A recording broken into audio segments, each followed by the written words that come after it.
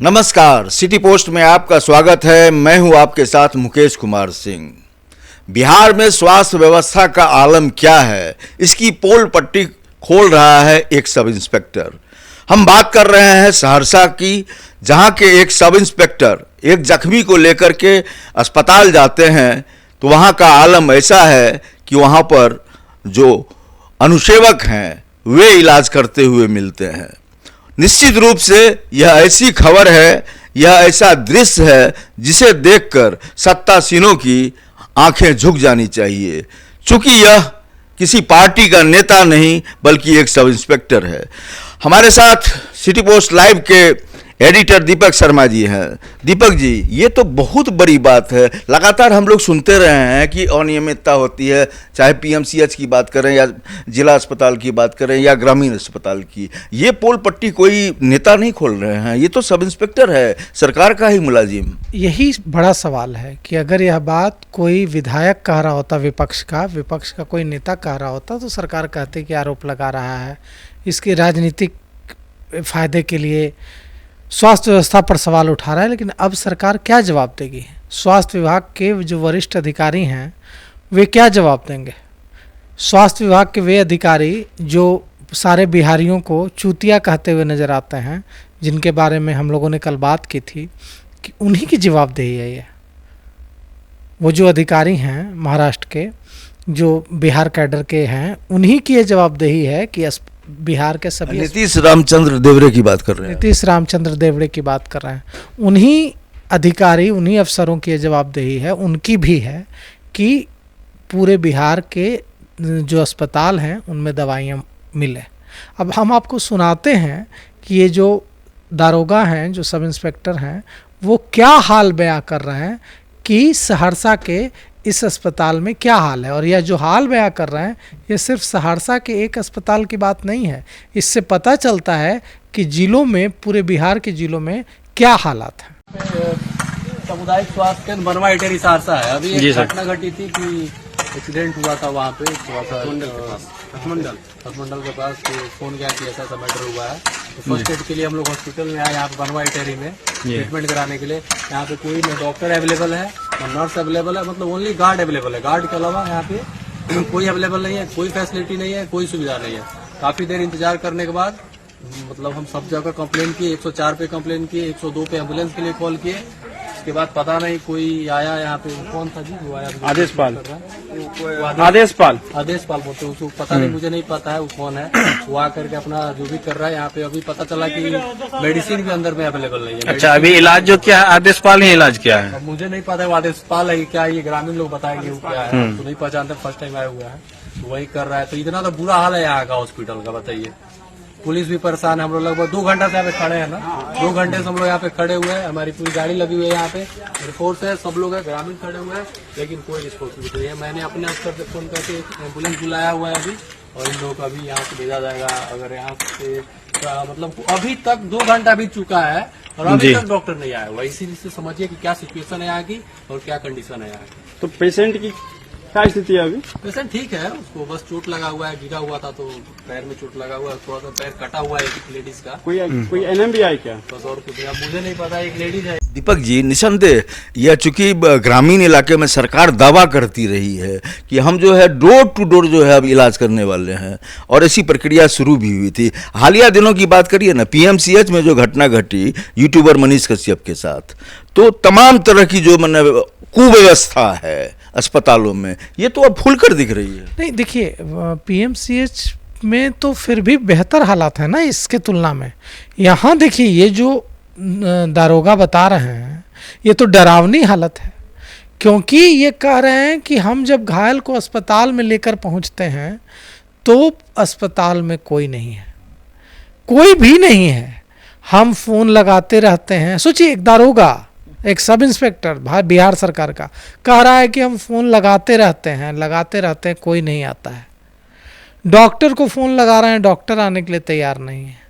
हम कंपाउंडर को फ़ोन लगा रहे हैं, कंपाउंडर आने के लिए तैयार नहीं है। तमाम जो नंबर जारी किए गए हैं कि अगर आप स्वास्थ्य विभाग के, उन नंबरों पर फ़ोन कर रहे हैं, कोई रिस्पॉन्स नहीं मिल रहा है। काफ़ी देर बाद, घंटों देर बाद एक आदेशपाल आता है।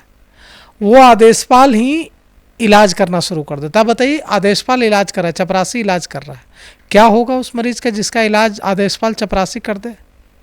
अब सोचिए, वो जो व्यक्ति चोटिल व्यक्ति है, जो घायल व्यक्ति है, जिसको पुलिस ने अपने करता, हम लोग हमेशा पुलिस को दोषी ठहराते हैं और कहते हैं कि पुलिस अपना काम नहीं करती है। यह दारोगा देखिए, ये एक अच्छा नागरिक है, स्मार्टियन है, इन्होंने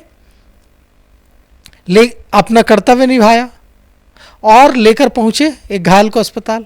ये भी छोड़ सकते थे कि नहीं, हम नहीं पहुंचाएंगे, लेकिन इन्होंने इनकी तारीफ की जानी चाहिए। ये घायल को लेकर अस्पताल पहुंचते हैं और वहाँ कोई नहीं मिलता है, वहाँ दवाइयाँ नहीं हैं, वहाँ मरहम पट्टी करने के लिए कोई मौजूद नहीं है, वो फ़ोन घुमाने पर कोई आने के लिए तैयार नहीं है। और घंटों के जब मरीज़ तड़पता रहता है, जो घायल दुर्घटना में घायल व्यक्ति है, वो उसे तुरंत फर्स्ट एड की ज़रूरत होती है। दुर्घटना, सड़क दुर्घटना में घायल व्यक्ति को तुरंत फर्स्ट एड चाहिए, तुरंत उसको प्राथमिक उपचार चाहिए, मरहम पट्टी चाहिए, कोई नहीं है। वो घंटों बेचारा घायल चीखता चिल्लाता रहता है। उसके काफ़ी देर बाद, 2 घंटे बाद, वहाँ एक आदेशपाल आता है जो मरहम पट्टी शुरू करता है। अब यही होगा क्या बिहार में कि डॉक्टर, कंपाउंडर, नर्स अपने घरों में आराम करेंगे और आदेशपाल आकर मरहम पट्टी करेगा 2 घंटे बाद? हम तो यह मांग करेंगे बिहार के स्वास्थ्य मंत्री मंगल पांडे से कि जितने भी उस अस्पताल के डॉक्टर हैं, जितने भी उस अस्पताल के कंपाउंडर, नर्स हैं, उन पर तत्काल कार्रवाई बनती है, तत्काल कार्रवाई होनी चाहिए। आप ऐसा कैसे कर सकते हैं कि आप पूरा अस्पताल छोड़कर एक एक व्यक्ति नदारद है और फ़ोन कर रहा है पुलिस कर्मी कि आइए, एक घायल है, तड़प रहा है, उसको इलाज की तुरंत ज़रूरत है, और कोई नहीं आ रहा है। पुलिसकर्मी जो जिसकी बात हम सुन रहे थे अभी, वह पुलिसकर्मी, वह दारोगा क्या कह रहा है? वह कह रहा है कि हमने कई बार फ़ोन घुमाया, हम देखिए 2 घंटे से यहाँ बैठे हैं, खड़े हैं तमाम फोर्स के साथ। अब सोचिए, पुलिस का वक्त ज़ाया नहीं हो रहा है, ये डॉक्टर और ये नर्स और ये कंपाउंडर अपने घर में आराम कर रहे हैं और पुलिसकर्मी 2 घंटे से उस घायल को लेकर वहाँ मौजूद है। उन पुलिसकर्मियों का वक्त ज़ाया नहीं हो रहा है, वो दूसरे जगह पर होते तो अपराध रुकता, अपराधियों पर सख्ती होती, लेकिन वो तो 5 पुलिसकर्मी वहाँ खड़े हैं 2 घंटे से गाड़ी लगा कर के कब डॉक्टर आएंगे और कब घायल का इलाज होगा, और घायल तड़प रहा है। यह जो कुव्यवस्था है उस अस्पताल की, सहरसा के अस्पताल की, इस पर तुरंत सरकार को एक्शन लेना चाहिए। स्वास्थ्य मंत्री को, मंगल पांडे को तुरंत एक्शन लेना चाहिए, क्योंकि स्वास्थ्य मंत्री मंगल पांडे हमेशा कहते हैं कि हमारी प्राथमिकता बिहार के हर व्यक्ति को समुचित स्वास्थ्य सेवा उपलब्ध कराने की है।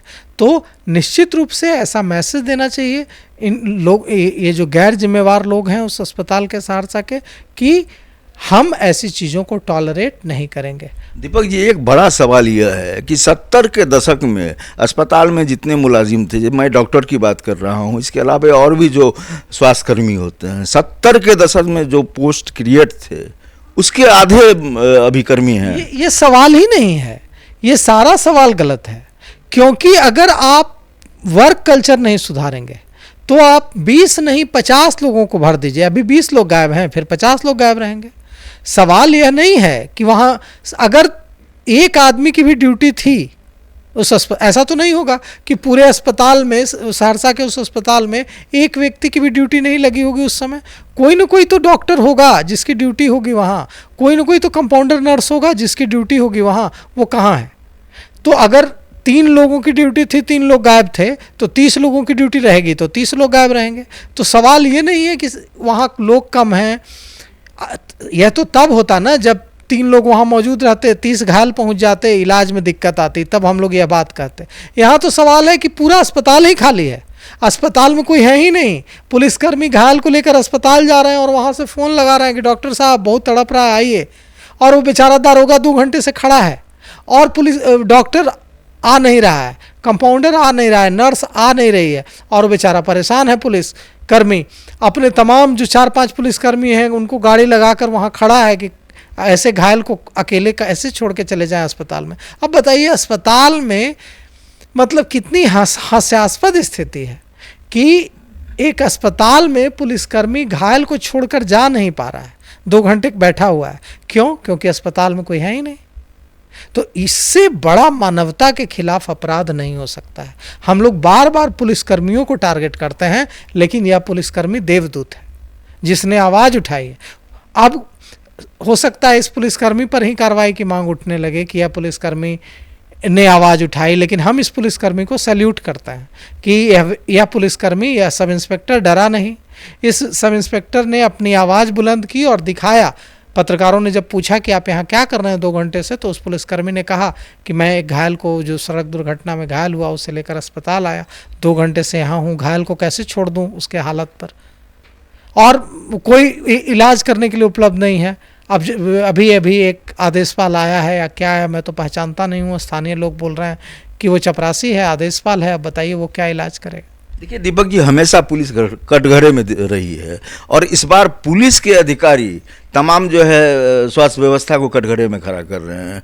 हमें यह बताइए, दर्शकों को यह भी जानना जरूरी है कि एक पुलिसकर्मी चीख के कह रहा है कि अस्पताल का आलम क्या है, आम आदमी का हाल क्या होगा। नहीं, यही बड़ा सवाल है कि इसीलिए हम कह रहे हैं कि इस पुलिसकर्मी को सैल्यूट करना चाहिए हम लोगों को, क्योंकि हम लोग सुबह से उठ के रात तक पुलिसकर्मियों पर सवाल उठाते रहते हैं कि पुलिस अपना काम नहीं करती है, पुलिस बहुत बुरी है, पुलिस करप्शन कर रही है।